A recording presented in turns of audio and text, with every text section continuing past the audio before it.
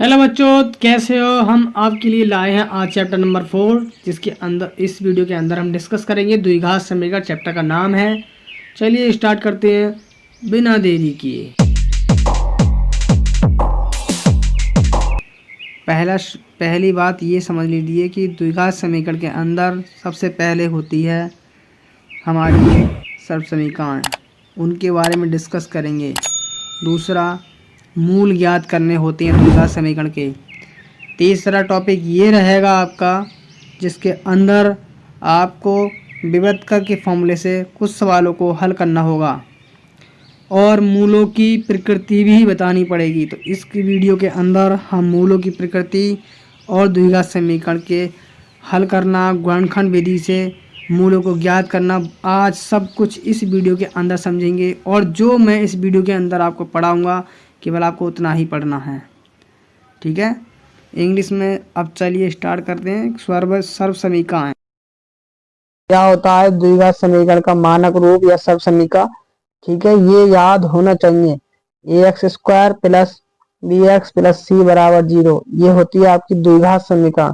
ये हर वक्त इस चैप्टर को करते समय हर एक बच्चों को याद होनी चाहिए। फिर हम बात करेंगे मूल और शून्यांक, यानी मूल और शून्यांक एक ही होते हैं। उसके लिए आपने पिछले चैप्टर में पढ़ रखा है कि मूलों का योगफल और मूलों का गुणनफल हम किस तरह से ज्ञात करते हैं।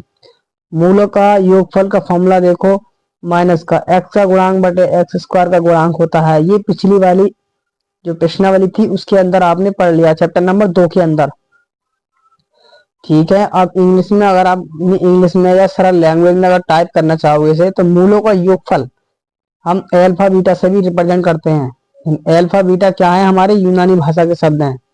इसे हम फॉर्मूले को, योग को अल्फा प्लस बीटा बराबर माइनस के बी बटे ए भी लिख सकते हैं। अब आप इस बात से कंफ्यूजन होंगे कि माइनस के बी बटे ए क्यों आता है, उसके बारे में भी समझाऊंगा मैं अभी। अगर आप चैनल पर नए हो तो चैनल को सब्सक्राइब कर लो। दूसरा फॉर्मूला है मूलों का गुणनफल बराबर अचर पद बटे x² का गुणांक।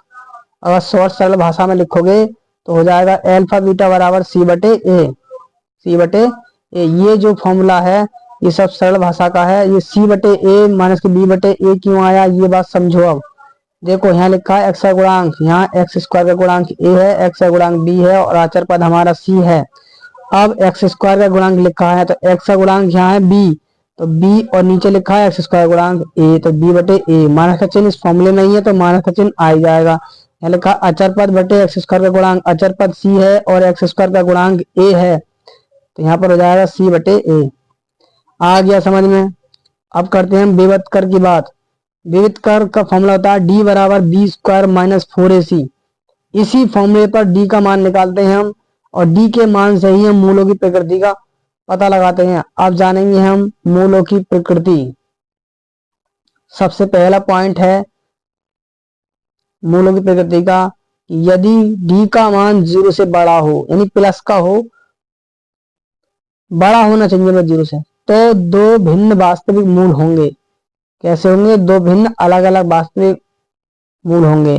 अगर d का मान 0 से छोटा है, यानी माइनस का हो, तो वास्तविक मूल नहीं होते हैं, कोई वास्तविक मूल नहीं होते हैं। अगर छोटा आ जाएगा तब, ठीक है, माइनस का आ जाए, यानी 0 से छोटा माइनस ही आएगा, तो कोई भी वास्तविक मूल नहीं होते हैं। तीसरे नंबर पर है, यदि d का मान 0 के बराबर हो, d का मान 0 के बराबर हो तो हमारे बराबर मूल होंगे, यानी दो बराबर मूल होंगे, ठीक है। जब d का मान क्या हो जाए? 0 हो जाए। जब मूल बराबर होते हैं तो उसके मूल कौन कौन से होंगे उसका फॉर्मूला भी मैं आपके लिए बताऊंगा क्या होता है उसका फॉर्मूला भी।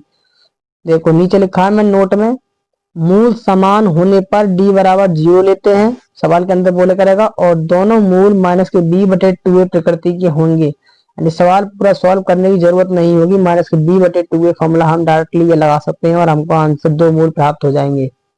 समझ गए? ये सब सवाल के अंदर देगा मूलों के बारे में। हमें माइनस का b बटे 2a याद रखना है, बस। समझ में आया? अब हम इसके बाद डिस्कस करेंगे प्रश्नावली में के कुछ सवालों को।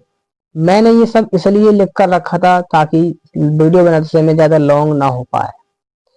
4.1 प्रश्नावली देखेंगे अब। पहले का क्वेश्चन है x square minus 3x minus 10 बराबर 0। और इस सवाल में आपको गुणनखंड विधि द्वारा मूल ज्ञात करने हैं। इसका सवाल का फोटो मैं अभी लगा दूंगा सवाल के एंड में, ठीक है। उसमें बाकी जो सवाल हैं वो आप होमवर्क से करेंगे। आप पहले इसे समझो।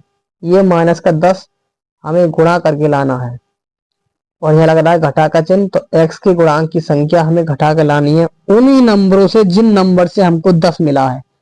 जैसे कि देखो 10 आएगा, 2 पंजे 10, ठीक है, और 10 ही कम 10। अब हम देखो हमें घटाने पे क्या 3 मिलेगा, 5 में से 2 घटाओगे 3 मिल जाएगा, ठीक, और 10 में से 1 घटाओगे तो कितना मिलेगा 9। हमें तो 3 चाहिए बस, बाकी सब छोड़ देना है और किसी से मतलब नहीं है। अब समझो देखो यहाँ पर 9 है, इसे नहीं लेना है, केवल 3 वाले को लेना है।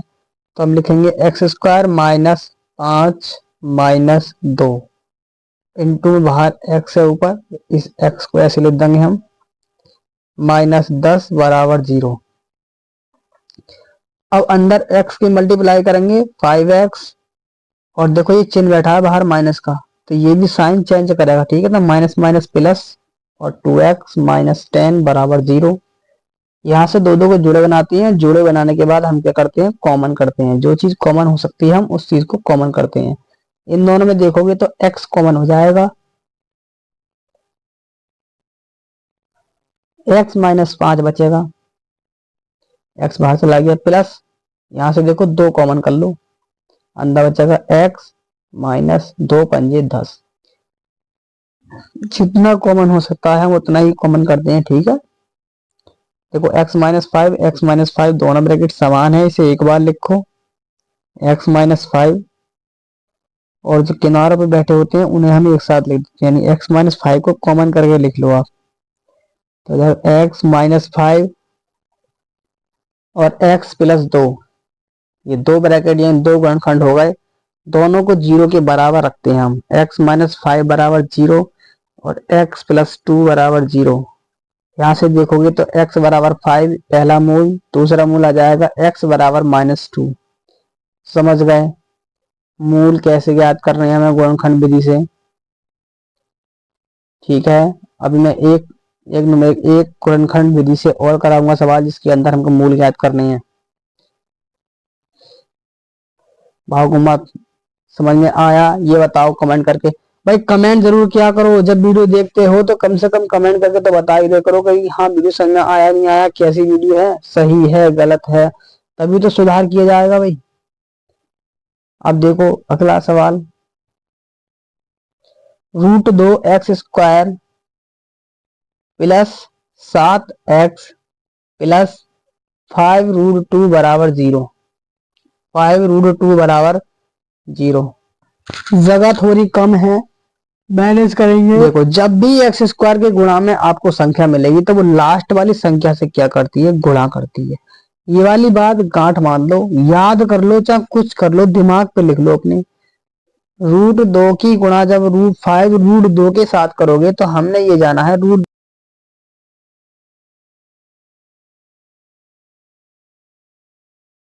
दो की गुणा रूट 2 से करोगे तो कितना मिलेगा 2 और 5 ऐसे, और 2 पंजे कितना हो जाएगा 10, यानी यहाँ पर 10 हो गया।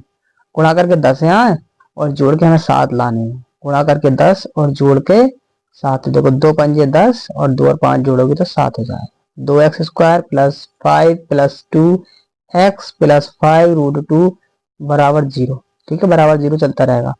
इसमें ये बात विशेष ध्यान रखना, बड़ी जो संख्या होती है उससे पहले लिखते हैं हम।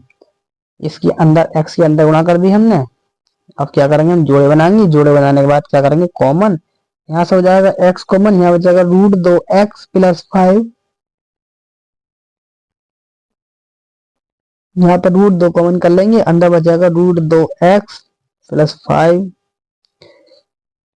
ये दोनों ब्रैकेट एक समान हो, ये समझ लो यहाँ पर 2 कैसे आया। रूट 2 के लिए हम लिख सकते हैं, 2 के लिए लिख सकते हैं रूट 2 गुणा रूट 2, यहाँ पर रूट 2 गुणा रूट 2 हो जाएगा, रूट 2 कॉमन कर लेंगे तो एक रूट 2 अंदर रह जाएगा, अंडर रूट 2।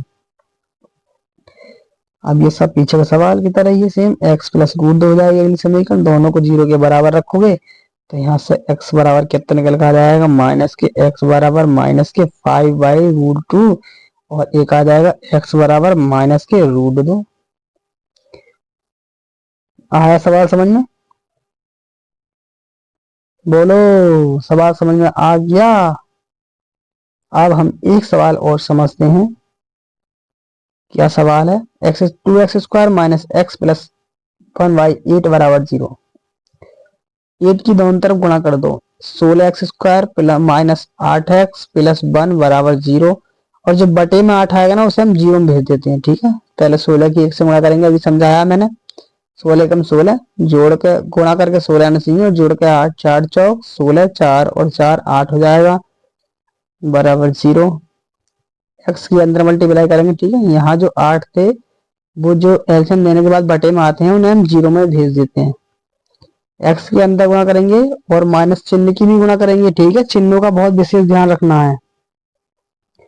यह माइनस का 4x हो जाएगा प्लस की जगह पर।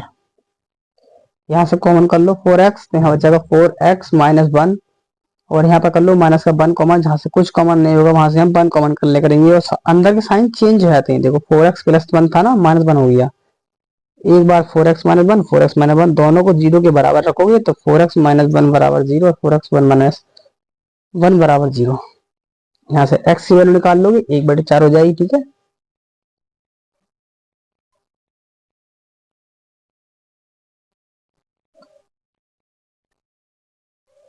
ये सब 1/4 1/4 हो जाएगा। आया समझ में? भाई समझ में आया तो लाइक करो, दबा के लाइक करो और वीडियो को ज्यादा से ज्यादा शेयर करा करो अपने दोस्तों के पास। अगर आप सपोर्ट नहीं करेंगे तो कौन करेगा सपोर्ट भाई मुझे? आप लोगों के लिए ही हम वीडियो बना रहे हैं और आप ही नहीं बताते क्या वीडियो कैसी बन रही है कैसी नहीं बन रही। आज के लिए इतना ही बस काफी। मिलते हैं नेक्स्ट वीडियो में। इस वीडियो को देखने के लिए बहुत बहुत धन्यवाद।